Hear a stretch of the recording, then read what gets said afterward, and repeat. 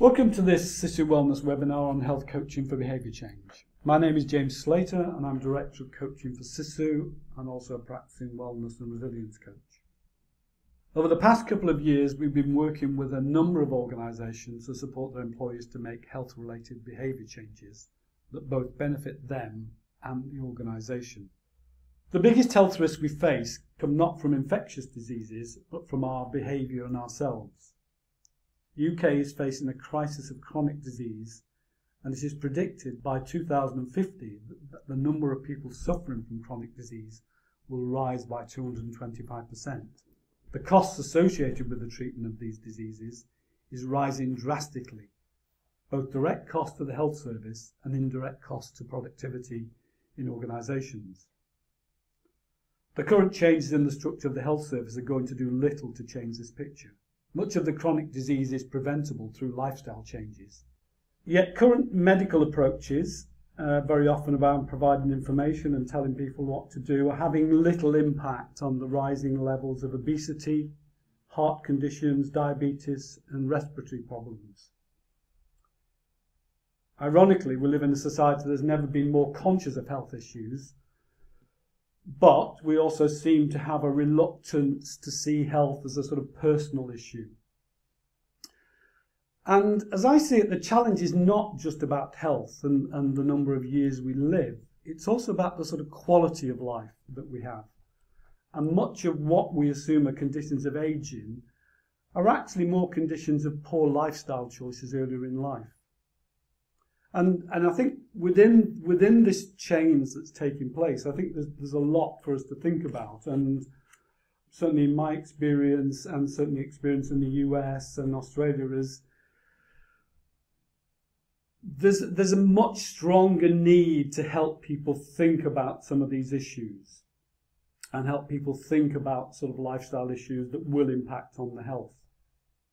Now, changing behaviour is challenging. But fortunately, there's an extensive body of theory, research and practice that's growing that underpins the approach to health and wellness coaching interventions. Over the next 45 minutes, I want to talk about the psychology of behaviour change and the techniques and tools we use as coaches to work with individuals who are interested in making health and lifestyle related changes. I'm going to particularly focus on the trans-theoretical model of behaviour change, often known as the stages of change model, that was developed by James Slater and colleagues at the Cancer Prevention Research Centre at the University of Rhode Island. And from a health coaching point of view, it's become very central really to the sort of process. I think it's important to acknowledge as well there are no silver bullets, no simple solutions to behaviour change. Individuals arrive at coaching usually with a concern. They come with a desire for something to be different. They sometimes want to change some aspect of their behaviour. It might be lose weight, it might be get fitter, it might be to feel more energetic, to be able to relax more. But there's a whole range of desires and intentions.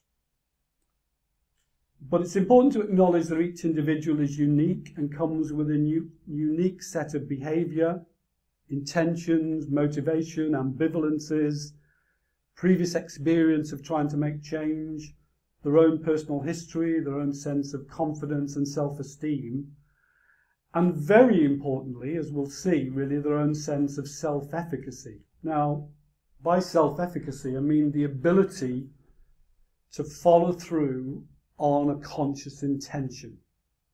The coach's role is to engage with the client where they are and to enable and facilitate the individual to achieve sustainable change. As coaches, we often differ from what I would call the medical model, sometimes even the health dialogue model.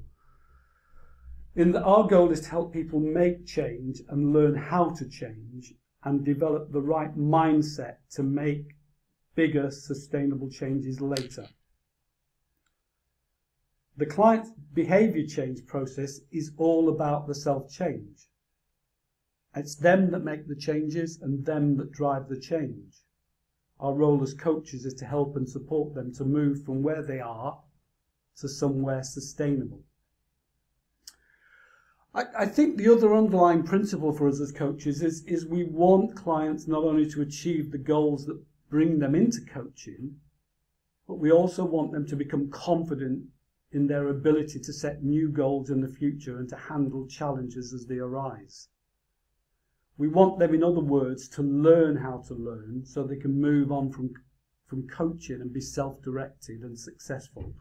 And that's what you might call the idea of self-efficacy, that one can mobilise one's own resources to achieve an intention, particularly in this area of health. Now, there are multiple and sort of interrelated reasons why behaviour change is difficult.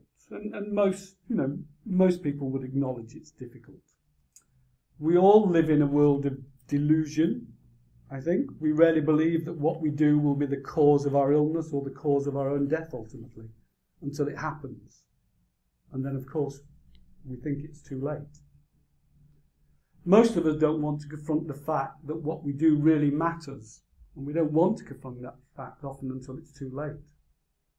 As we get older, what we do and how we live often defines us. Thus, if we have to make change in how we live, it often means changing what we consider to be our uniqueness. Changing a lifestyle habit can often mean having to change social relationships and having to do things differently.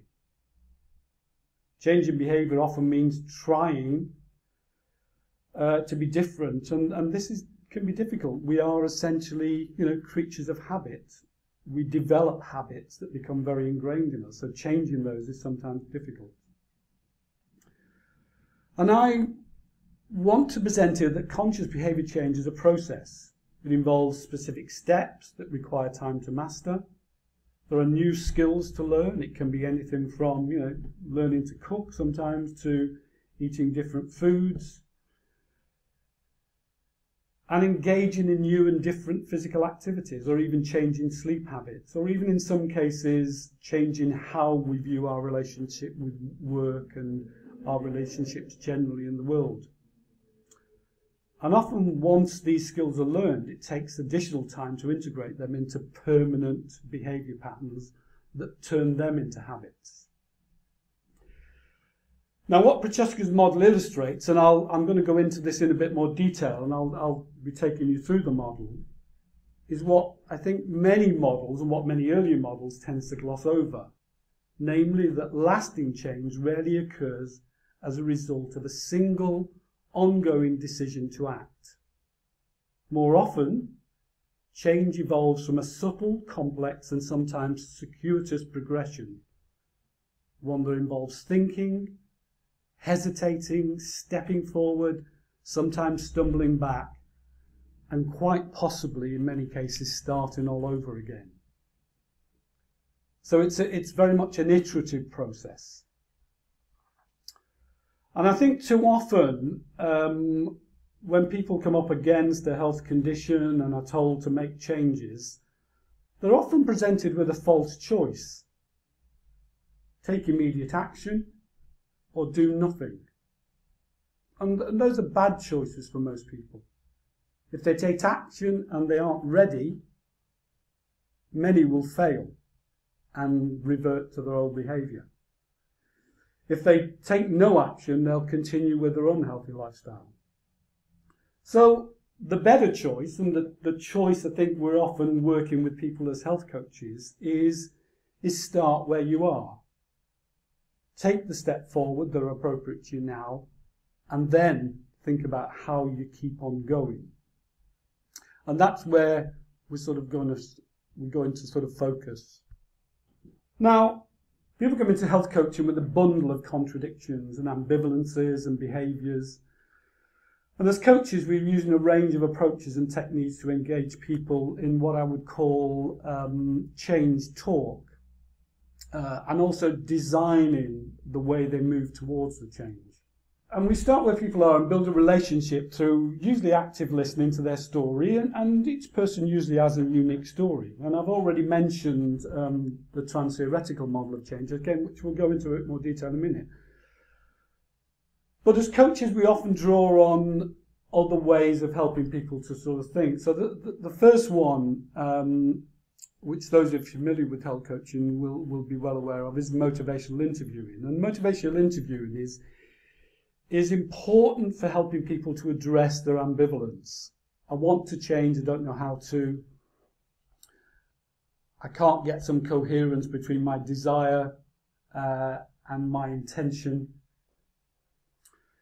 And it's quite useful for working with that sort of ambivalence and working with helping people to get to a place where they can move through some of these stages of change.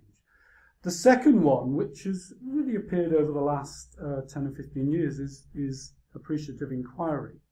And appreciative inquiry really comes out of the sort of positive psychology and is very useful for helping people to develop a sort of vision about where they want to get to.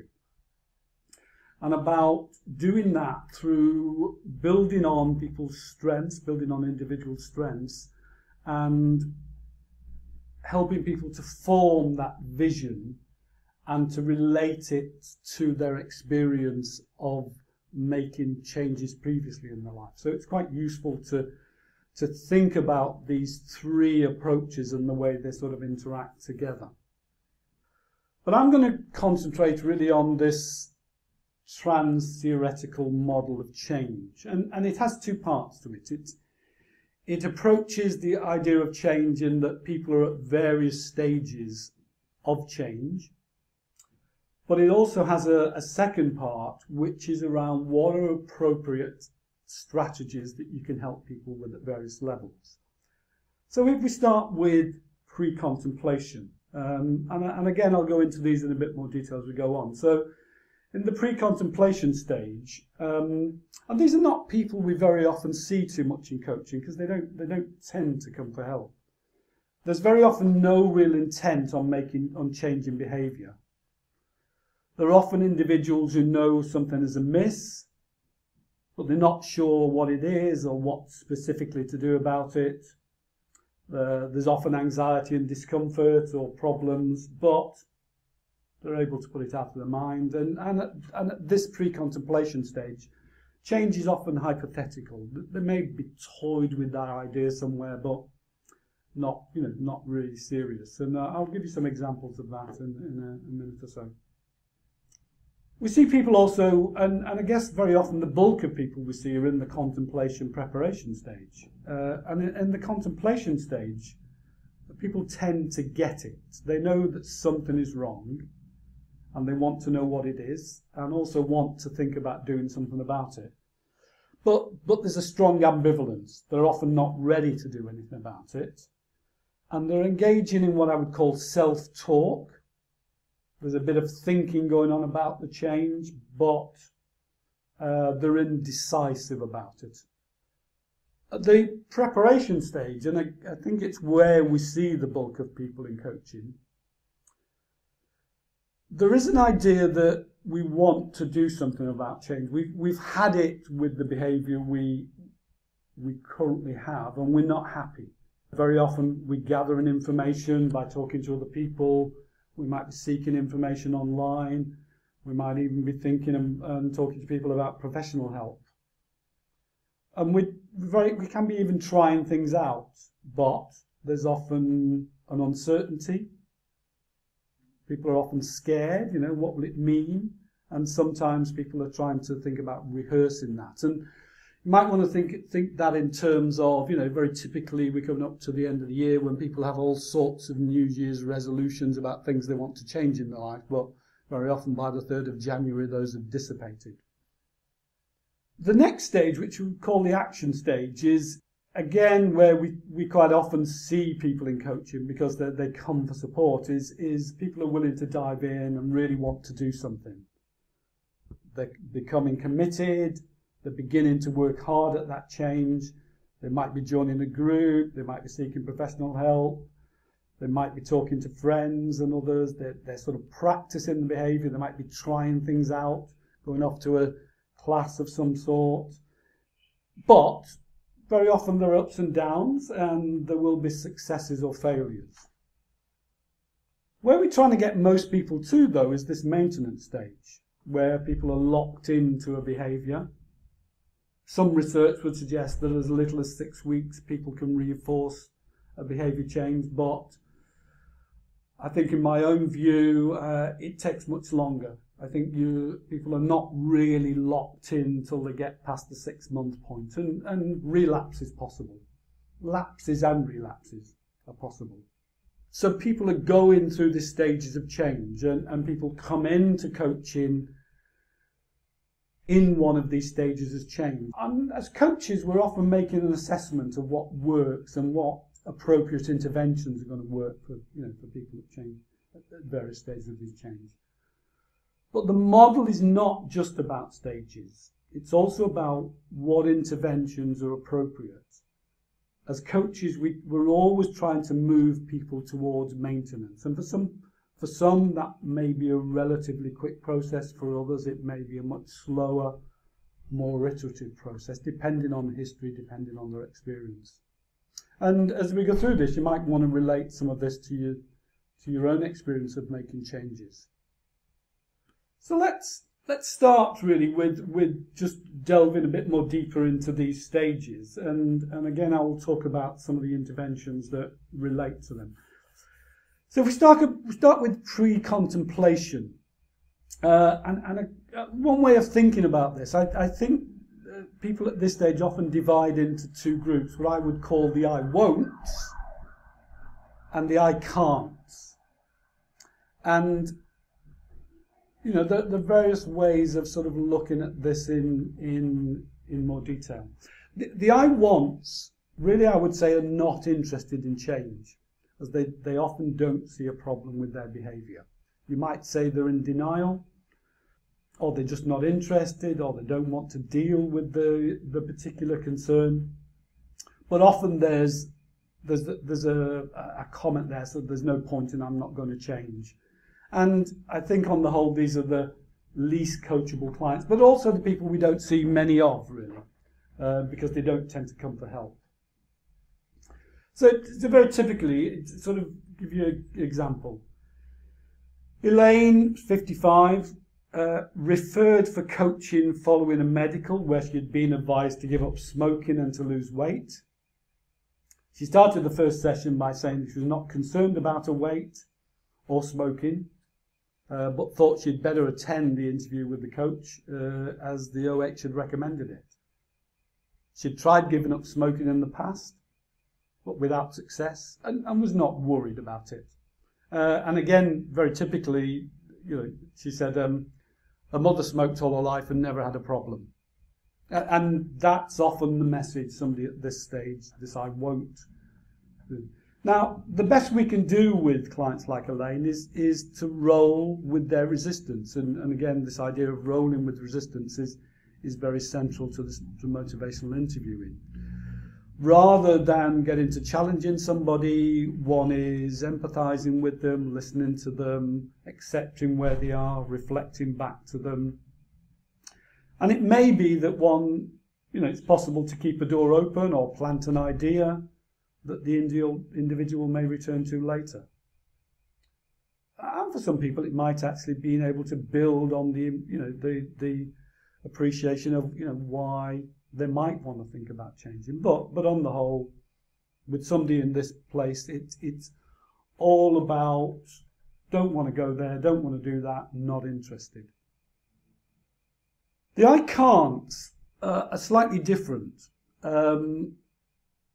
They believe that they should change, but they're often bogged down in doubts and reasons why they can't. Often feel overwhelmed. Intellectually, they know they have a problem, but they're too busy, too stressed. They don't have enough time to exercise or whatever the behaviour is. It is important for them to change, but the doubts, what I would call the cons of not changing are very strong. And they can be often interesting, individuals to work with, really. And again, one's using empathy, listening, often trying to help them to sort out the barriers between what's real and what's not real, and often helping them to try and build a view of where they want to be. So Again, very typically, John was in his mid-40s, wanted to lose weight, wanted to become more active. He was very conscious of that. He was heavily overweight, and he was often fatigued, certainly in the evenings and at the end of the day. He tried to lose weight in the past and had failed. He was a salesperson, so he was on the road a lot of the time and didn't see how he could eat more healthily or find time to exercise. Weekends, he was tired and needed to rest. And the idea of change felt like too much.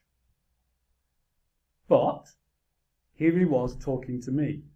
And there was an inkling, a slight opening of change, or what I would call change talk, where people are somewhere within themselves in this self-talk are engaging with the idea that they might change.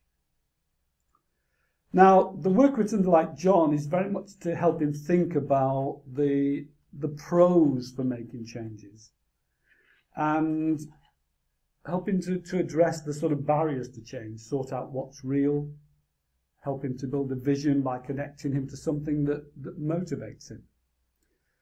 Now, in his case, it was about playing with his children. He felt he didn't have the energy to play with his young children. And that became a driving motivator. It gave him an anchor into a reason for thinking about making the changes. And his children were complaining to him. So there was some motivation there. And as coaches, what we're trying to do with people at this level is bolster their confidence to address the barriers and to connect with something or at some point in their life where they've made achievements before. But still, the really cons for changing outweigh the pros at this stage. And this is particularly where things like appreciative inquiry are useful, because you're trying to connect somebody to the way they've acted intentionally in the past and followed through on that intention and bring that into the trying to make current changes. And I'll return to some of these people sort of later on. So let's move on to the sort of contemplators. Now, these are what you might call the I mays. These are people who are thinking seriously about change. And they think change is a good idea. They're thinking about changing within probably the next 6 months. They're often hungry for support and direction within the coaching context. And we see, I guess in some ways, this is the biggest group we often see in coaching, the contemplators and the people at the sort of preparation stage. And the focus here with the coach is often on building the vision about how they want to be and what they want to achieve. The big danger for contemplators is they jump into action too soon, because they haven't often thought through the details. So the work is about thinking through the detail. The work is about exploring the motivation, exploring the barriers, the challenges, and linking them to strategies for making changes. And again, this is where things like the approach of appreciative inquiry and motivational interviewing helps them to sort out what are real barriers from what are internal barriers, to the changes people want to make. The contemplators have often tried things and have failed. But often, the pros at this stage are beginning to balance out or even outweigh the cons, and moving people into a slightly different place. So if you take David is 52, had type 2 diabetes, been told by his GP that getting more active and losing weight would help with his condition. He knew that anyway. He'd been online and had read quite a lot about the benefits of making some changes. And for a few weeks, he'd even started walking regularly to work, but this had dropped off as the weather had got colder. He'd toyed with the idea of joining a gym, even visited a few gyms and inquired about membership, but he couldn't see himself in that environment. He couldn't see himself among what he saw as lots of young people who were sort of powering along on the equipment. He'd not been particularly active through his life, although he'd played sport early on, but really since his sort of 30s had not really been sort of active in any sort of physical sense, and a difficulty conceptualising himself with a more active lifestyle. So the sort of coaching work here is about building a vision, linking with where people are, helping them to build a vision about, how do they see themselves, this notion of our view of ourselves and what we like, and then sort of linking to sources of motivation and looking at some of the sort of barriers. And often that's about establishing some what I would call cognitive goals. What information do I need? How might I think about this? Are there different ways of thinking about this? And often at this contemplative stage, this I made, the cons for change, the drivers for change are beginning to outweigh the pros. And often people are using what I would call a technique from motivational interviewing, which is decisional balance. What's drawing me towards the change? What's the downside of staying where I am? What's the downside in a few months of not doing something about my weight or not being more active? What's the upside of doing something about that? So often we're helping people think about those issues, make those decisional balances, and trying to move people forward into beginning to formulate a vision for themselves and where they might be in a few weeks, a few months. But again, not moving into action too soon at this stage, because I think the real danger is action too soon. I guess the bulk of people we see in health coaching or in wellness coaching are people really in this contemplator, or what I would call particularly the next stage, the preparation stage. And the preparation stage is really the sort of I will stage, really, where people are becoming much more concrete about making changes. But often they're looking for guidance. These are people I often find are reading food labels or investigating healthy recipes, reading books about meditation, and they've got an eye to experimenting, to trying things out. And I think as coaches at this, with this group, we're often helping them to turn those plans into something concrete, to get them down on paper, to tell other people, to make commitments. And looking at the when, where and how. We're often working with them to sort of brainstorm how to identify small steps so they can build on success, because the building on success becomes very important really for self-efficacy. Failure too soon pushes people back. But we're also working with them to identify what's problematic, and that often is around the self-sabotage. How might they sabotage themselves? What are the difficulties of new behaviour? What are the difficulties of practicing new behaviour if there isn't support around them? And I think people at this stage often begin to get a realistic grasp of the obstacles. And what we're seeing is the pros for change outweighing the sort of cons. So take the case of Bella. Bella in her mid-30s. She wanted to get more active and lose some weight and change the way she ate and actually stop working long hours. And she was very dedicated to work, but was recognising that she worked long hours and that was having an effect on her. What brought her into coaching, she'd been told at a recent medical that she was pre-diabetic and needed to make some changes if she was going to avoid that condition.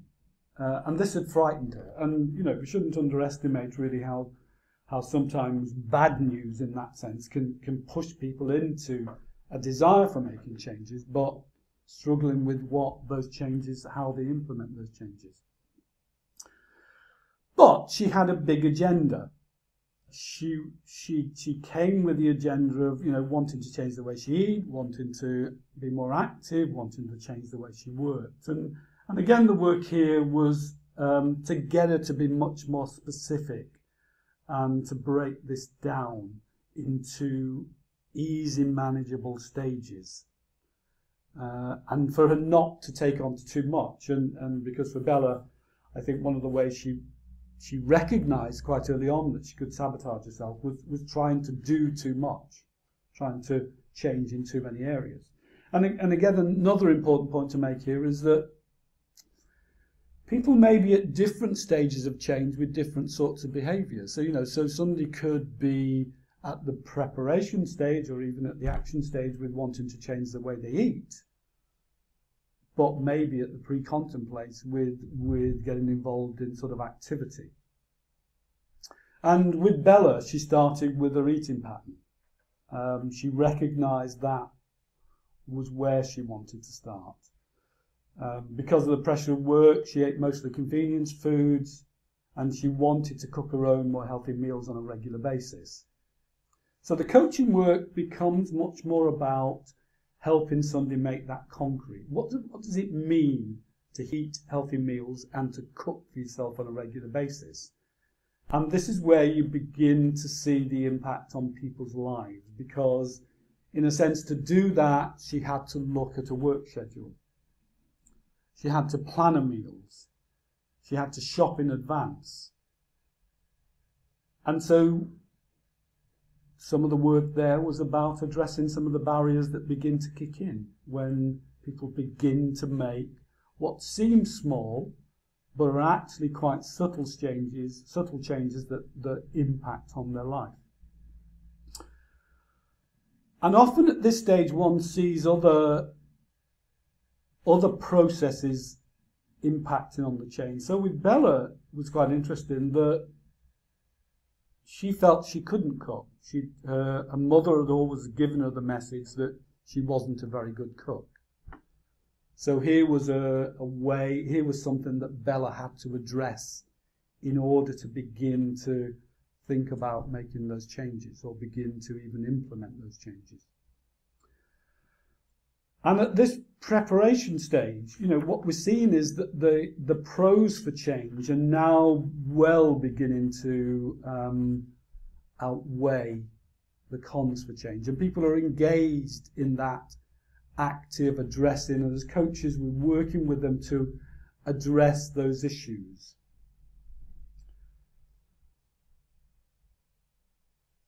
And in some ways, probably the most interesting work we do as coaches is around moving people from that preparation stage into that sort of action stage.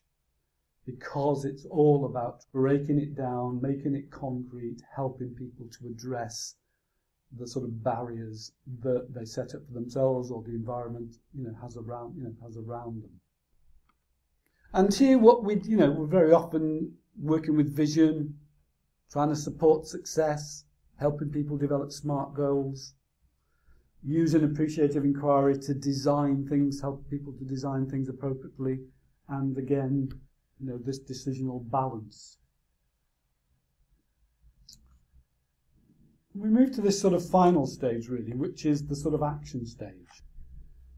I think in the action stage, the behaviour really has become automatic and people have embedded it in their life. It's not habitual at that point.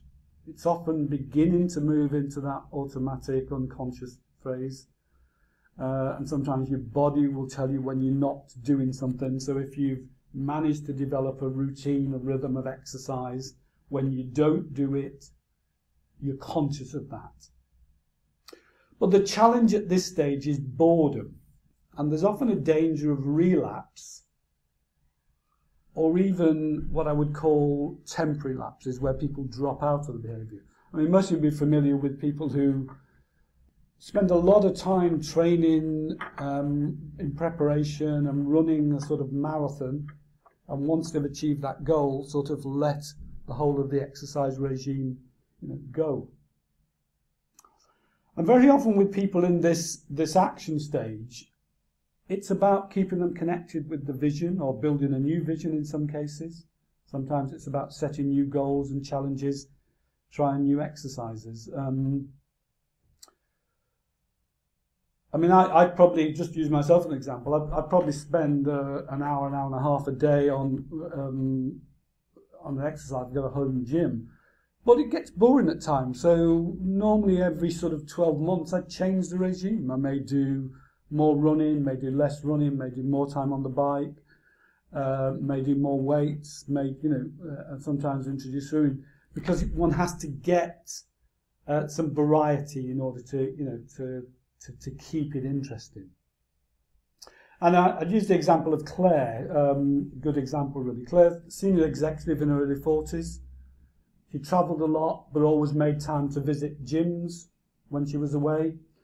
Occasionally she ran, but running was never important to her. But she was getting bored. She knew she was getting bored, and she had an idea she would like to take up running with a view, in fact, to running the New York Marathon in 2 years' time. But she saw creating time for running as more of a conscious challenge. The gym was automatic. She didn't need to think about it. But running took her into a different mindset. She had to become conscious about it again. She had to look at her routine. So it sort of energized really somebody who was becoming bored. So people are moving through these behaviour changes. As coaches, we're helping people to try and move towards maintenance because that's our ideal. And these stages of change are a useful way of thinking about it. It's also quite useful to teach people about the stages of change in terms of people having a view about their own stages of change. Now, in and of itself is not enough. And when we're thinking about sort of strategies to help people, we also have to draw, I think, psychologically on what I would say some of the processes of change that come out of the psychotherapy literature. And I would divide those into two areas, really. One is what I would call the sort of thinking processes, and the other one's the sort of behaviour. And these underpin, really, I think, the health coaching, underpin the strategies that we help people with. So when we're helping people with the thinking, we might be helping about getting the right information. And people are hungry for information, particularly at the preparation stage, and there's wide sources of information, whether it's on the net or whether it's some of the structured information organisations like us provide directly to people. We're often helping people think about their self-image. What is it they want to look like and feel like and be like when they've changed this behaviour? And that can be quite powerful, really, as part of a strategy to help people focus on where they want to be. We're often helping people think about how behaviour affects others, how the changes in them are going to impact other people around them. If I'm mixing with people who are smoking all the time, or if my only source of social life is going out and getting actually plastered every evening, it's not going to help me change my behaviour. And so the things like social norms, in terms of who do I mix with, where do I mix with people. And also thinking around what moves people emotionally. Sometimes the impact, like I was saying, of being told that you're pre-diabetic will move you into a different place, a different stage. And then underpinning this are some of the sort of, what I would call behavioural strategies. Helping people to make a commitment, telling other people, writing it down, creating a network around people who are doing similar things as you. Helping people to set up cues and reminders about the behaviour in those early stages. Whether it's emails from us as coaches, from me as a coach, whether it's, there are all sorts of apps now that you can use to remind you, you can measure, you can analyse what you're doing. Helping people to substitute one behaviour for another. Eating a bar of chocolate at the end of the day might be replaced with eating something else. So thinking about and making those behaviours. Seeking out social support that reinforces that behaviour, And finally, offering yourself rewards, helping people to think about the rewards that they give themselves, or maybe they get other people to give them when they achieve their behaviour. And ultimately, using some of this, what we're helping people to do is think about where they are, start where they are, connect with a view to how they want to change, connect with a vision about themselves, and help them to understand the process of change themselves. And they're going to be failures. The meat and the core of coaching is helping people, I think, when they don't achieve what they want to achieve, or the relapses, or there are lapses, because they become the generic, what I would call the generative moments that can help people to move forward, that can help people to connect in a different way. And very often we're helping people not to give themselves a hard time when they sort of fall off the wagon, because ultimately as coaches we're trying to bolster people's self-efficacy so that when the coaching's finished, they've got a process that they've internalized as well that helps them to continue and helps them to move on and unblock their own barriers to change. I'm going to stop there and leave it open to questions, or leave a sort of few minutes for questions to come through on the line. It's a question that comes in: how long does it take to move from one stage to the next? Well, it's how long is a piece of string. For some people it will take a long time, for others can move through it fairly quickly. Part of the process is helping people to identify what are the barriers to moving sometimes through to the next stage. So can't put a time on it. I've seen people move through from what I would call sort of preparation stage to action relatively quickly, whereas for other people it's a much stronger iterative process where they're moving back and to, where they're trying and testing, they're trying out behaviour.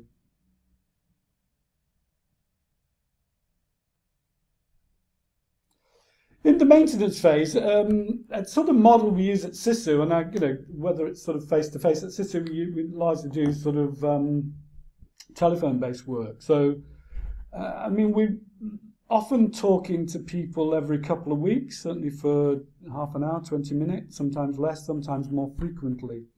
If I'm seeing sort of people face-to-face, I will probably see them fortnightly, but I will have email contact, or we might have online contact in between. But again, it's usually down to a negotiation between me and the individual.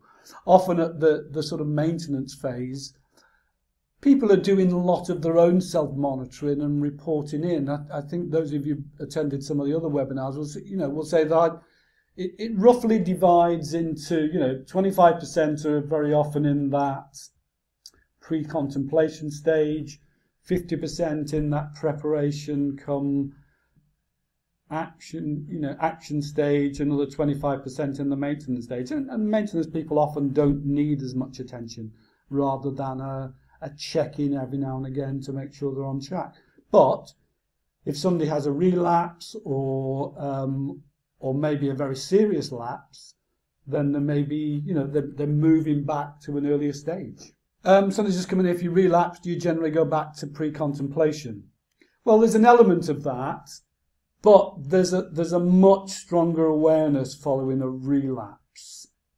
But there's a danger with it as well. I think often people in the maintenance stage who relapse can go either way. Some people sort of pull away completely and do drop back into pre-contemplation.